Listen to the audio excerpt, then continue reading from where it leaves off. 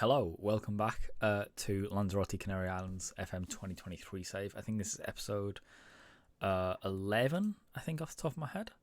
Yep, it looks at episode 11.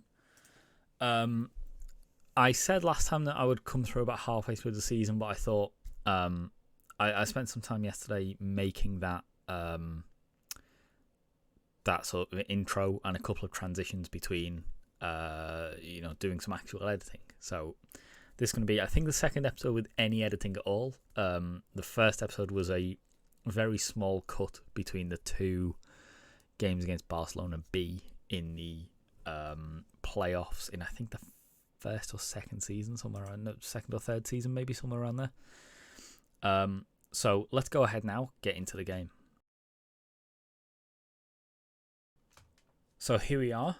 As you can see here, we are 16th in the league after, I think, 11 games. Yeah, 11 games. We're above Castilla and Barcelona B. We're above Tenerife and Las Palmas. So what that means at the minute is that we are the best side from the Canary Islands, which was one of the sort of short to medium term goals of the save. Next up is getting into La Liga. At the end of this season, I'll be quite happy if we're in this sort of mid-table group here, anywhere between sort of, 7th to 12th. So we do need to push on a little bit.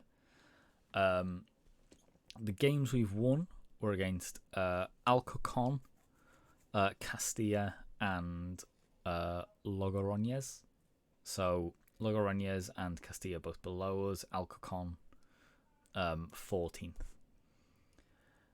We've drawn against Ponferradina, who are 12th, Andorra, who are 2nd, and Granada, who are 7th. And then we've lost against these teams. I know Tenerife and Malaga are in there. Tenerife was a bad loss, looking at where they are in the table currently, but Malaga, Cartagena, even Sporting Gijón, they're all fairly acceptable losses, to be honest. I assume we're going to lose against Celta Vigo as well when the time comes to it. Sort of those big Spanish clubs. But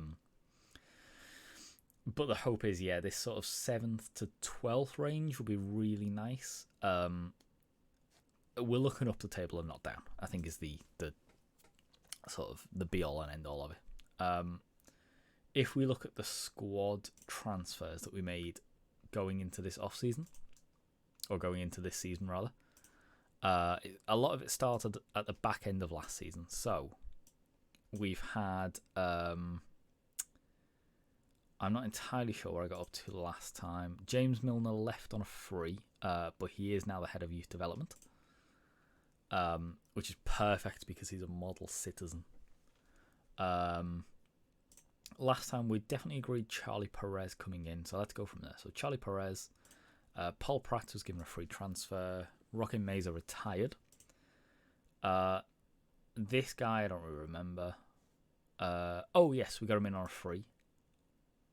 Oh sorry, this transfer's in. Yeah, of course. So we've done all of January.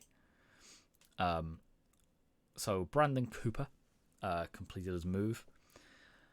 Decent age. Decent attributes, just a sort of all-round, more than acceptable player, probably a starter for the first team. Got Juan Alberto Fidalgo, came actually from the Canary Premier League. Really good little player.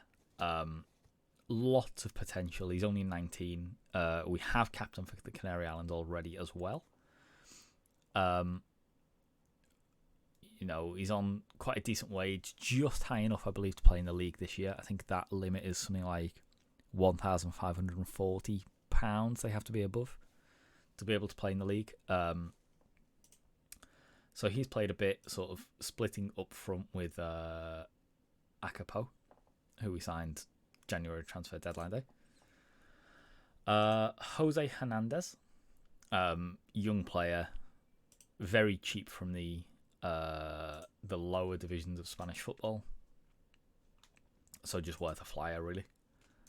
Manuel Santamaria came, I think Aguias are lower division Spain again, yeah, pretty much the division that we started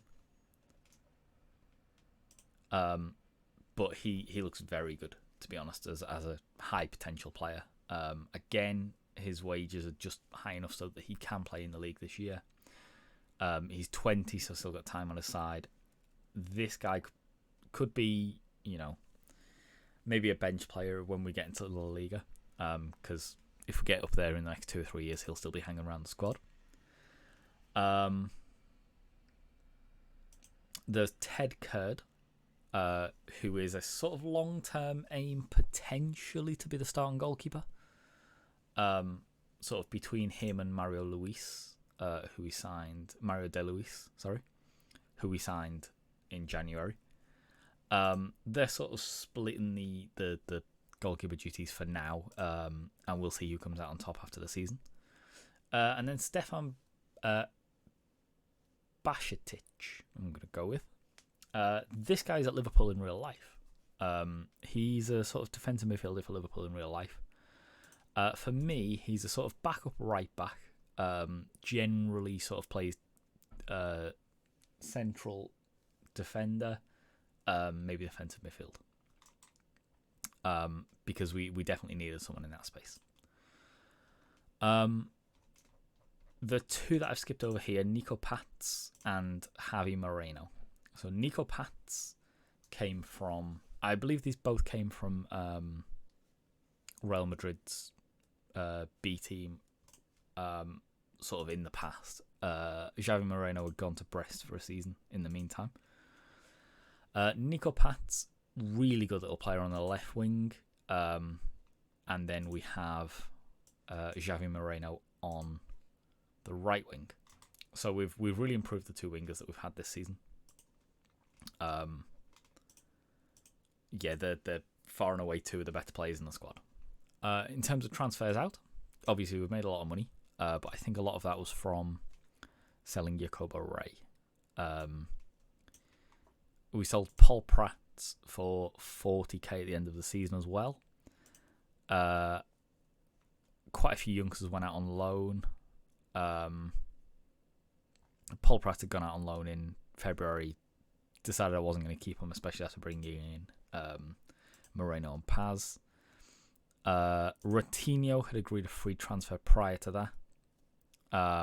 Outside of that, not really anyone particularly interesting. This was a goalkeeper I brought in January, just as a youngster to loan him out for a few years, see what he can do. He's gone out on loan. And then if we go into this season, we've loaned in Javi Lopez just to stabilise the left back a little bit.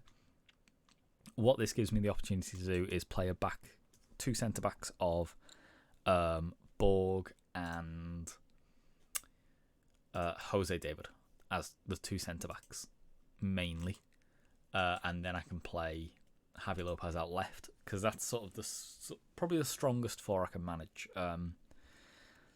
But that is also mixed up with David playing left back and Brandon Cooper coming into the middle.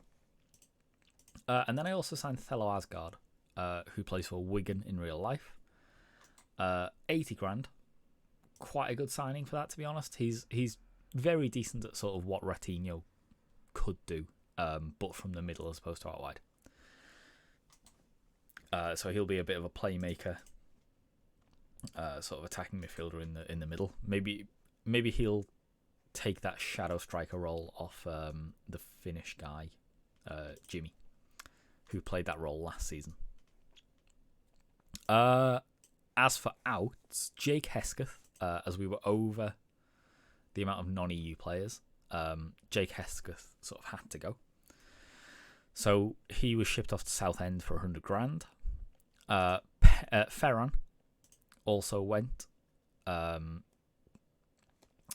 to Zamora for 70 grand.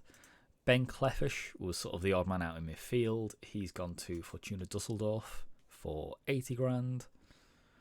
And then a lot of loans out, really. Players like Adrian Tabar.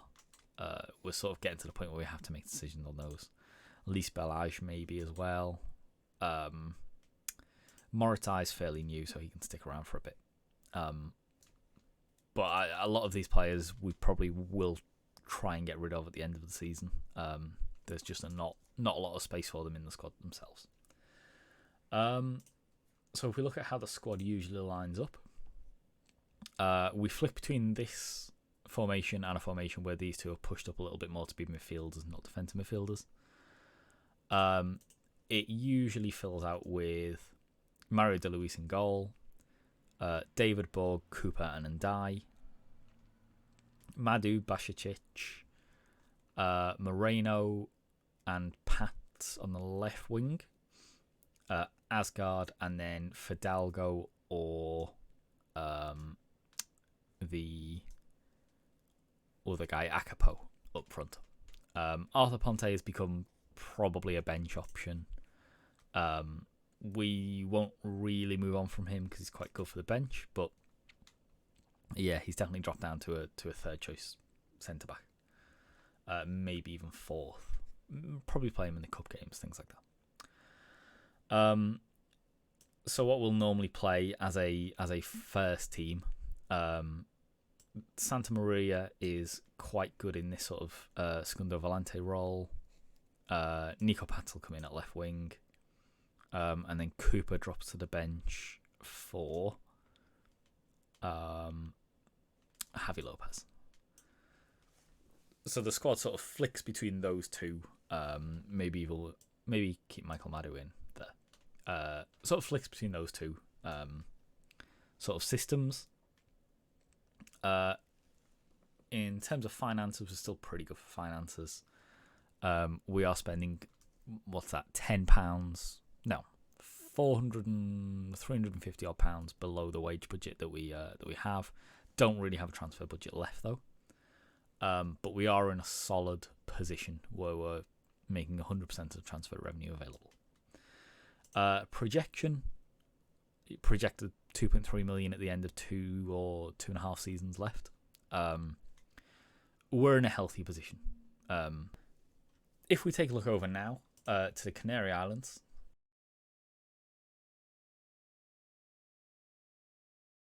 I believe that we have played a couple of games since we last looked. Schedule. Yes, we've probably played all 4 of these games. So Ukraine, we managed to beat Ukraine. Managed to beat Ukraine 3-0.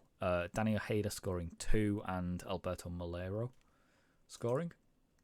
We drew 2-2 with Netherlands, which is a fantastic result. Danny Ojeda scoring again, and James Dixon, who's a youngster at Las Palmas, scoring. Where have the results gone? This is it. Turkey, we managed to beat 1-0 with an early goal from Yeremy Pino. And Ukraine, again, we beat them 3-1, this time at home, with James Dixon, Ishmael Saibari and Pedri scoring. This squad is shaping up really nicely overall. We could really do with a striker. At the minute, we're sort of flicking between, like, Fidalgo has come into the squad, giving us a bit of an option. Usually it's Sandro playing up there. I really like playing Danny Ojeda up there, but he's really injury prone. At 31, you can kind of see why, but you know, he's got 10 goals and 17 caps, which is a really fantastic record. I have looked at bringing him to Lanzarote actually, but with his asking price being that high, it would have to be on loan. But he's playing quite a bit for Getafe at the minute. I think he might be their first choice.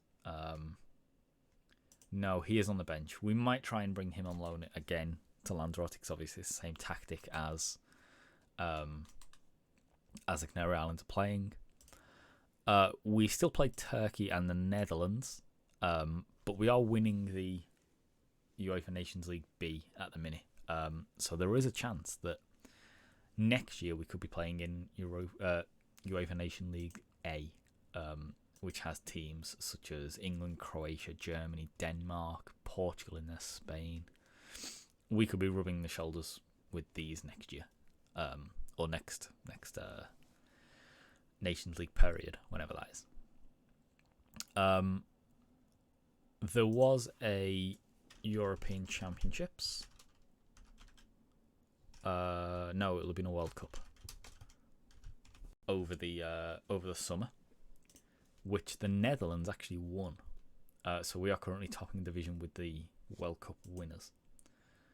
So if we look at 2026 World Cup, USA and Scotland getting out the groups, England winning theirs, Netherlands winning theirs, Germany winning theirs. Not really any shock results going out, any shock teams going out. In the second round, a couple of shock results here. USA beating Argentina. That's about all. Maybe Uruguay beating Croatia on penalties. Senegal beating Mexico. Canada just about scraping past France. If we look at third round, USA again beating Norway, even though Haaland almost definitely played at this point. Yeah, Haaland and Sørloth up front, Odegaard in there as well. But USA had enough to get past them. Netherlands beating Germany. And I think it helped the Netherlands that a lot of the sort of better teams got knocked out at that stage. England beating Brazil. And then the Netherlands beating the USA. Uruguay over Italy. And Serbia over Senegal. England over Uruguay in the semis. Netherlands beating Serbia. And then I believe the Netherlands won on penalties in the final, at MetLife Stadium. I think Marcus Rashford might have missed for England. Yeah, Rashford and Harvey Elliott are missing for England. Xavi Simons scoring the winner for the Netherlands. So that's what the world of football is looking like at the minute. In terms of the Canary Islands, I don't think there's anything major coming up. We have... there's no schedule for 2027 yet, so we don't know who we're facing in the European qualifiers for 2028. But hopefully we can get through to that. And then, with any luck, we can sort of finish in this, put a couple of results together with Lanzarote. I believe our run up until Christmas is quite a nice run. Schedule. We played Las Palmas, who are 20th, Real Zaragoza, who are 6th, Cadiz, Barcelona Athletic, Girona, Celta Vigo, and then Salamanca and Burgos. So that is only, maybe 2 teams in the top sort of 10? Maybe 3. Yeah, I think 3 teams, Zaragoza, Cadiz, and Girona in the top 10. So really, if we can win, what's that? 7 games. If we can win 5 of those 7 games, I think we'll be in the sort of 10th to 12th position by the turn of the year. Nice, easy round in the Copa del Rey would be nice. And then at the start of the next year, we play, again, a fairly nice schedule. It's only until February we play 1st, 2nd, and 3rd. If we can get past those games and pick up results, decent results in the rest of the games there, I mean, all the way down to here, we don't really play any tough fixtures. For what is that? 14 games, the last 14 games of the season. So if we're in with a shout of the playoffs until that point, there's a realistic chance that we could push on and get them. But again, as I've said, 7th to 12th is the aim for this season. So thank you for watching. I will come back probably at the end of January. So we'll have played this run of fixtures between between Las Palmas and here. We might have played up to Tenerife in that time. We might come back. We might play the Granada game sort of on video. There's a chance that we get through the Granada game so we can get through the end of the transfer window, and then we'll come back after that. But I hope you like the new intro. There will be an outro at some point. I haven't quite got around to designing that yet. If it's in now, it means that I've recorded this on Tuesday. If this is out Wednesday evening, it means I've probably got around to designing an outro as well, and a couple of transitions in the middle. So I hope you like all of that as well. I've also picked out a potential FM 2024 save, and I have an FM 25 save in mind. They'll get revealed at the time, but this Lanzarote journey is about editing and discovering how I play the game, to sort of potentially finish this off by the end of the actual year. So probably playing this for the next 4 or 5 months. Around the turn of the year, around Christmas time, hopefully I'll have achieved what I want at Lanzarote. We can move over to a short-term FM24 save, and then I have quite a long-term FM25 save planned, but I will need an editor database for that, so it will be out probably 3 or 4 weeks after FM25 releases, because I'll need to do a fair bit of editing for that. However, I am quite enjoying having these on YouTube, just for myself to look back on and see sort of what I'm doing and when. So I'm not going to give this up. And I'm hoping to sort of stick some schedule out there for the future once I have a good grasp on how much time I have to be able to do all of this stuff, which will be post-wedding, so in the next sort of 2 or 3 months. Hopefully I can start getting some consistent uploads after that, maybe do 2 or 3 seasons in a month. Shouldn't be too hard, get 2 episodes up a week. But that is all to think about in the future. For now, let's just enjoy this Lanzarote save. Let's try and stabilise this year and then get up next. So thank you for watching. I will see you in episode 12, hopefully fairly soon. Thank you.